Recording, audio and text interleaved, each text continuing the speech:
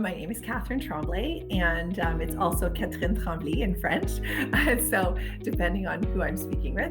And I went to the University of Ottawa when I started at about, I was 17 or 18. I took translation for 1 year, and then I moved into the BCom. And I did that for 2 years, absolutely loved it. And then I decided to start my business. I had been working in staffing for a small staffing firm from the time I was 16 years old. And I had gained all sorts of skills around customer management and staffing, recruitment, and placement. And the company I was working with was going to be closing. So I decided I might as well go ahead and do it on my own. And so I started the business and continued doing my BCom at the University of Ottawa. And it took me another 6 years or so to complete it. So I did finally finish my BCom, but it took me a while because I started the business and then finished that. And then for the last maybe 36 years, I've owned a staffing firm and have grown it over the many years across the country. We have about 200 employees and about 1,500 candidates on assignment. Our primary locations are Ottawa and Toronto, across the GTA, I would say, and a lot in BC. And we're expanding in other parts of the country at this time. So very interesting times. Well, what inspired me is that I loved working in this small boutique staffing firm I was working with. I liked the customer journey. I liked the clients and employers we served. I enjoyed interviewing and recruiting. I mean, it really was a wonderful space for me. Now, at the time, I actually wanted to start a funeral home. My family had been working in the funeral business on and off, my mom and one of my grandfathers, and so I thought, that would be the industry I would like. I tried to put together a business plan and with my partner, try to see if we could get resources for that, and it wasn't possible. I mean, we needed just way too much financial support.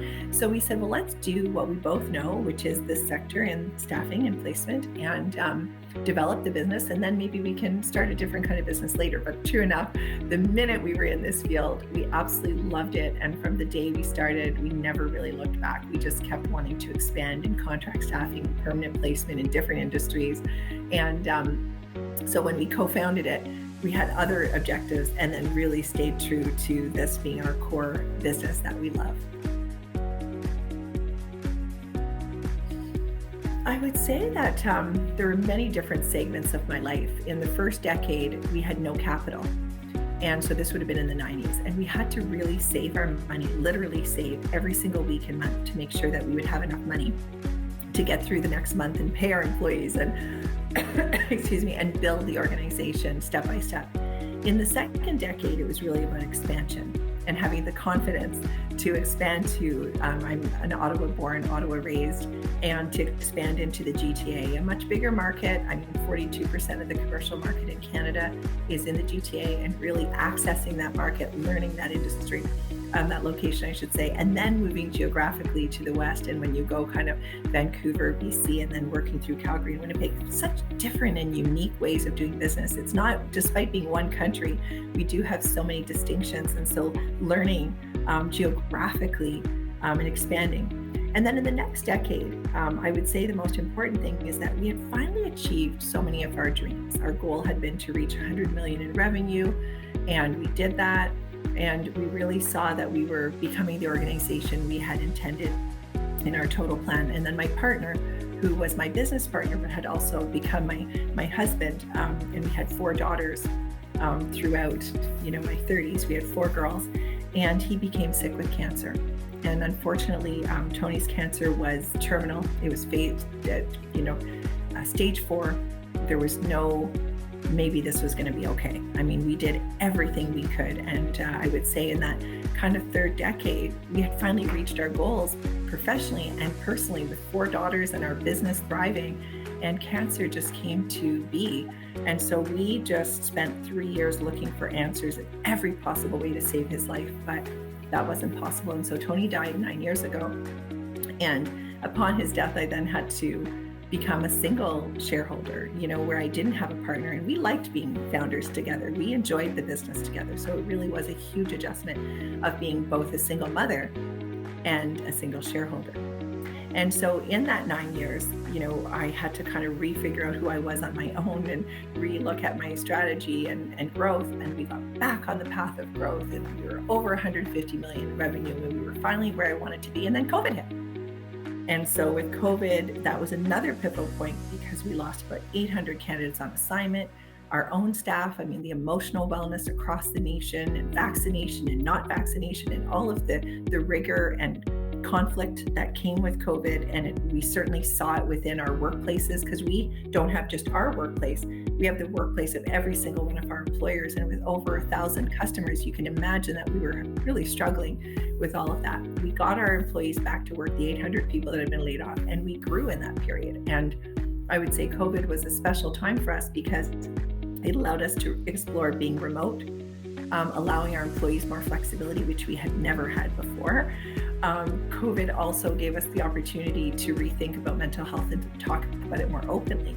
But then also it added the dimension of diversity and inclusion. And even though I had always thought that I was someone who had inclusive thought and that my actions were absolutely in support of diverse representation and different voices, I really saw, after George Floyd's death, and also throughout the entire movement of Black Lives Matter, Asian Lives Matter, Indigenous reconciliation, and all of those elements really brought something different to the lens. And I really dug into that for quite a few years of really gaining more understanding and looking at our own practices and how our hiring practices could be more inclusive, how we advocate for candidates could be more inclusive. And so a lot of things shifted for us in that period. And then the last final phase has been kind of post-COVID, the 2023 to present. I have found that our country has been a little bit more confused. Not only do we have tariffs right now, an administration in the US that is maybe less friendly to Canada, and a lot of Canadians are feeling the impact of inflation and economic uncertainty. The labor market is not as solid, around 7.1% unemployment. So we're seeing a little bit of pain there. And for students, 14.7% unemployment, or not teens, I shouldn't say teens, youth actually, really 15 to 25 years old. It's not a good time right now in the employment market. So you look at all those factors compounded, and we have to be amazing and excellent. And we are striving to be remote by choice. We are striving to improve our technology and our digital efficiency. And now there's the onset of AI, which is shifting how people are doing things. And I have found that our world in staffing, but our climate across different organization employers has not been the healthiest time. And what I'm hoping for is that 2026, all of us as a country, and then for our own organization, that we stabilize and that we be confident in ourselves and that we do all the things we intend to really be amazing. And I don't know if Canada was striving enough for being amazing. And I think there's something shifting there. And I hope that we really continue with that notion of what it looks like to be a country that really takes advantage of its great people and our great minds, and that we innovate, and both as a country and as an employer ourselves as well. And I would say, first of all, we are women-led and women-owned, and 87% of our leaders in our company are women.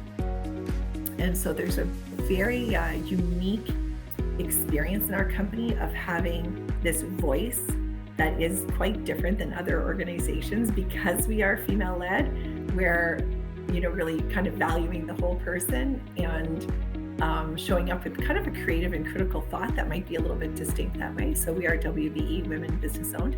Secondly, we're one of the only independent staffing firms in Canada. There are so many small mom and pop staffing firms, and there are many multi-billion-dollar multinationals that are led from somewhere else.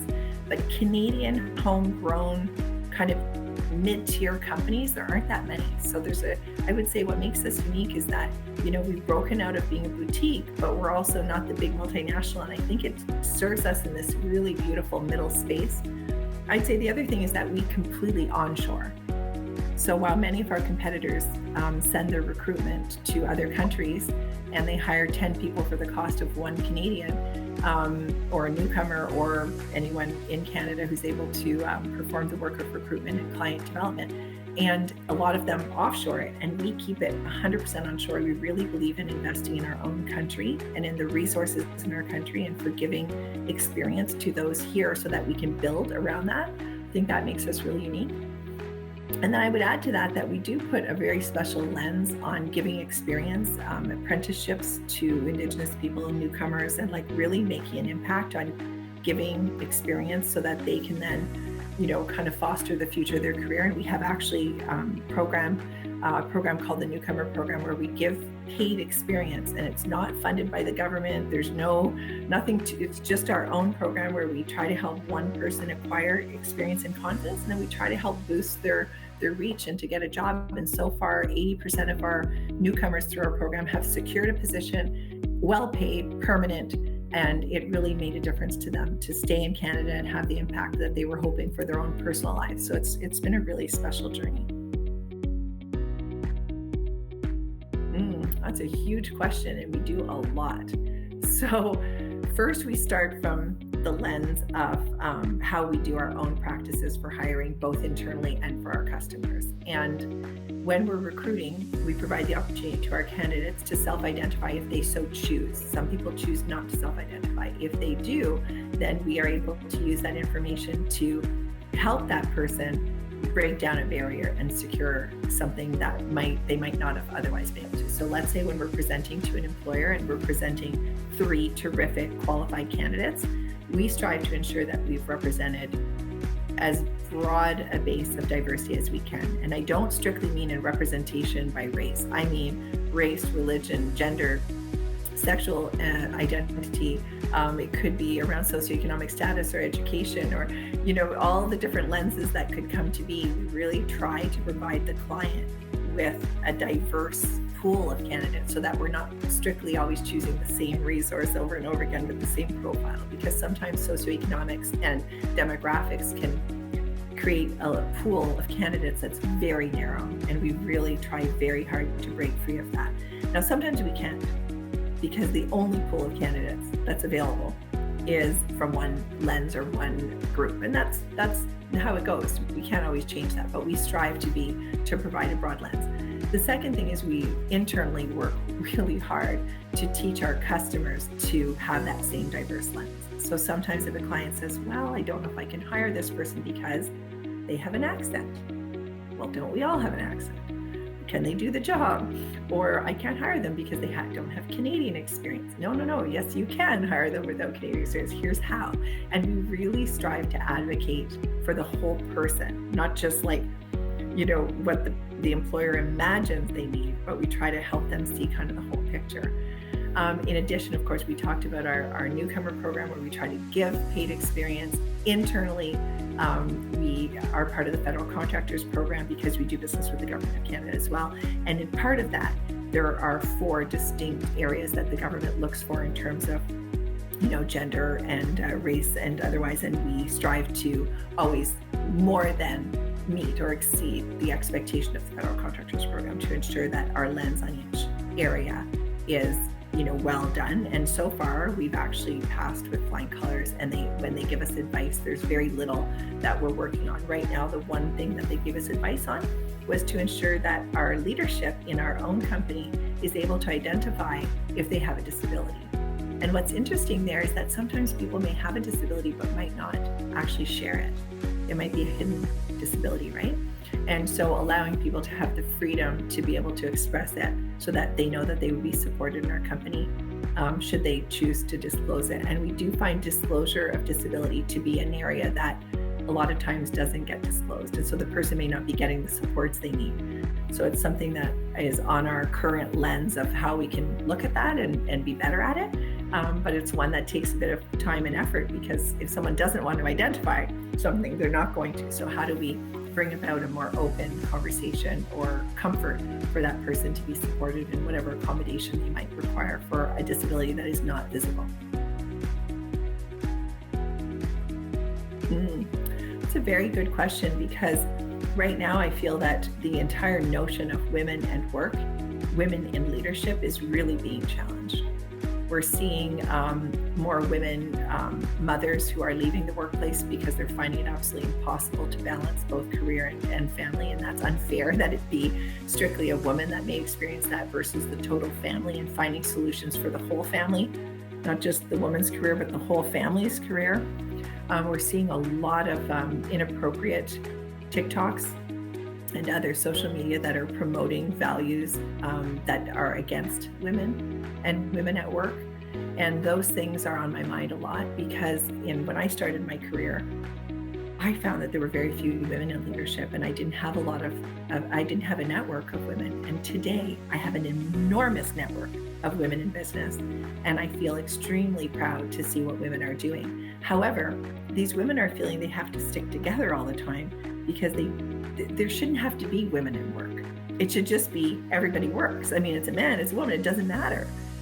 And yet there seems to be this lens on women because we're struggling to break free of some of those barriers. And I thought when I started the business at 21 years old, I'm 58 now, I thought I would never be having this conversation again. I'm surprised that 36 years later, I'm still talking about how to create more opportunities for women in leadership, women as entrepreneurs, and that so many women have left the workforce and have not felt supported by their employers. And I hear it every day. That they became pregnant, their maternity leave, they weren't invited back, or they were even reduced in terms of opportunity. And so we see that having a baby has this negative outcome instead of a super positive outcome of, wow, not only have you created life with your family, but you've also grown your skills in so many different ways. And mothers are so valuable to the workforce. So, what I'm experiencing is that there's kind of this challenge that young women are facing in how to build a career, build the future that they desire, have a family, and be that whole person that they intend. And I'd like to see that women really continue to support each other in that way so that they feel they have that lens. I'm going to go one step further. There was a point in time in my life where I won an award, and it was just for some kind of, being a CEO. And it was a beautiful award, and it meant a lot to me. But what I saw after I won the award is that suddenly I was being invited into circles that I had never been invited to before. I didn't even know the circles existed. So here I was struggling by myself, trying to run this business and have a vision for the future and create this good vision, while there was this whole network of support available to me that I didn't even know existed because as a woman, I'd never been invited. So I noticed that the distinction between how men were included in circles of networking and circles of helping each other, I didn't feel that I had really been included. And it took winning an award to be included, which is unfortunate because everyone needs to be there and getting the same level of support. So I am seeing that materialize. To be honest with you, I've seen a lot of gains in more network and professional support for women to build a business, to build a career, to build their future. And yet it's still at the same time women feeling they have to leave their careers or not seek a promotion because they cannot handle any more responsibility given the inequality of caregiving that's required in the home. Like most women are doing, between 10 and 30 hours more per week than, let's say, their partner. And that's on average, and that's studied. That's not me coming up with it. That's obviously more factual information. And so if you consider that, that's challenging for the individual who's trying to be both the amazing career leader and trying to be amazing at home too with their family. That's hard. Well, nothing's easy, right? I mean, it doesn't matter whether you're a man or a woman. It doesn't matter. Fill in the gap. We all have challenges. We all do, every single person, and kind of acknowledging that I do have advice to give, but no one has it easy. So I don't ever think that I have it harder or somebody else has it. We all have it pretty hard in trying to create what we intend. As a woman in business, I would say really create that network and stay tuned into the network. We need business friends, both men and women, all together to create our success. Success never comes alone. So the first piece of advice is stay connected, stay open, and trust that other people want to help you. When I first started in business, I didn't think that anybody would ever want to help anyone. I kind of went into it thinking I was alone, and truthfully, I wasn't. And I think that there was more opportunity out there that could have helped me. And my first advice would be lean in. Second of all is digital is everything, AI is everything. So don't shy away from whatever you don't know in that space. Don't be afraid of it. Find the people around you who have that expertise, bring them into the conversation and help them shape your future and shape your vision with their inputs. Don't be afraid to ask for it, right? And then thirdly is that if you're a Canadian-owned business, why not espouse that and celebrate it and showcase it? Because other people might be interested in that as well. Maybe they're a company that's trying to do more procurement within the context of businesses that are Canadian-owned and to support each other. So that's something to lean in additionally. And if you're a diverse-owned business, perhaps you're a Black-owned business, or you're Indigenous-owned business, or you're a female-owned business, is like celebrating that and also seeing that other organizations might be very interested in procuring from a more diverse lens. So I think if you were asking me as a young woman, like what I would have done differently, I would have definitely leaned in earlier with the network, and I would have been less afraid of boasting. I think, I went into it thinking I needed to be like quiet and shy versus like being really expansive and boastful. And it's okay to be a little bit confident when you need to be, That first things first is I would want the legacy of Altis to be that we made such an enormous impact on as many careers as we possibly could, and that we launched careers, that would be first. Secondly, I hope that we'd be remembered for having values that espoused true inclusion. I don't mean diversity through representation only. I mean true inclusion, because it doesn't matter if you are representatively diverse, but that you don't make people feel included. It's like, what does it look like and sound like and feel like to really have a voice, whether you're a woman or LGBTQ plus or whatever you are, that your voice really is speaking up in that context and that your voice is heard. And I hope that we be remembered for being really an inclusive, caring, values-driven company. What a great question. So first of all, I would say for a young person or a student looking for work is not to be afraid to start really early. I don't care if you're in your first year or your fourth year. Every student should be working on their LinkedIn and networking with people on LinkedIn who are in their similar field. And if you start early and you build your network of connections, when you go to find work, that network of connections might be able to be there to help you. Secondly, is your resume starts the day you start university. I mean, you've already had one maybe in high school if you were working, but it might have been more like a youthful resume. There's a point where you have to take ownership of your resume and say, what am I demonstrating here that might be unique and different from other people? If everybody shows up with the exact same skills, what makes you special? And it's like doing what you're doing now, like you're participating in an association and your club and your school and your community. And by doing those things, you stand out as different than somebody else because you've done something different. And I think sometimes people just do the same old thing versus say, oh, like, wow, I'm going to take a micro course, to increase my knowledge of data insights or increase my knowledge of diversity or computer programming or AI or whatever, but like doing those micro credentialing on top of their university program. And there are many that are free. So almost like not taking the stance that waiting for somebody else to create their career. Oh, good, I'm doing my Bachelor of Commerce, done, check. Well, it's not a checkbox. It's not a one and done. It's like, what are you learning? How are you participating and being a true active participant in creating your resume? And if you start that resume young while you're a student, I don't mean young by age, I mean while you're starting your academics, and you see it grow, you start to get excited. Did you volunteer? Did you participate in a club? Did you make a network? What are you doing on LinkedIn? What's your resume look like? Did you micro-credential? Did you volunteer? All these amazing things that you stand out. And I would certainly say that they should not get discouraged by the job market. They should get that resume going.